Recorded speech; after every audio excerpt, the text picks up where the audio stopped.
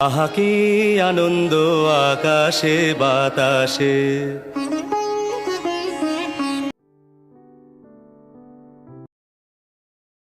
তোমরা সকলে চলে এসেছো। দেখো আমি একটু বসলাম, নাচের তালিম দিয়ে আবার লেজু দুলিয়ে একটু এক্সারসাইজ করছি। মানে আমি সব সময় নিজেকে একটা শরীর চর্চার মধ্যে রাখি। এবার মা আমাকে দেখো বলছে হ্যান্ডশেক, আমি এখন মাকে হাত দিয়ে মার হাঁটুটাকে মুখ দিয়ে চাটু করে দিচ্ছি। মা আমাকে যত বলছে হ্যান্ডশেক, আমি মাকে চাটু করে দিচ্ছি। আসলে আমার মতি গতি প্রেডিক্ট করা যায় না। গুরুজির মতি গতি প্রেডিক্ট করতে পারবে না।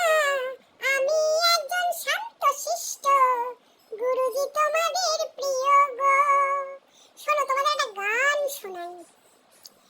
নিঝুম রাতে সব ঘুমালে, যখন দুজন জাগে, তখন কি আর ভালো লাগে তোদের উকি ঝুঁকি?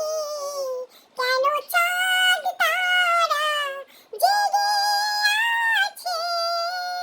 এটা হচ্ছে বাবুল সুপ্রিয় জেঠুর গান। অসাধারণ গেয়েছে জানো তো বাবুল সুপ্রিয় জেঠু। আর আমি দেখো এখানে একটু, আমি তো সারাক্ষণই গান নাচের মধ্যেই নিজেকে রেখে দিই। এই দেখো আবার একটু নাচ করে নিলাম। তাড়াতাড়ি করে তা ধিন তা তেরি কেটে তা তা তা তা।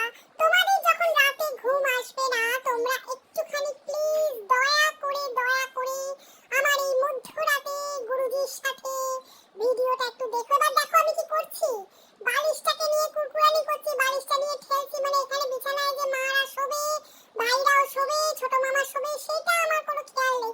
আমি তো একটু পরে ফ্ল্যাটে ঢুকে যাবো। তোমরা জানো আমার ফ্ল্যাট আছে। আবার দেখছি কে কি করছে। আমি মানে কি যে করি আমি নিজেই বুঝে উঠতে পারি না। নাটু আবার হসপিটালে ভর্তি, 28 তারিখে ফিরবে। অবশেষে আমি ক্লান্ত হয়েছি না হইনি, আবার একটু উঠে কি সব দেখে এলাম।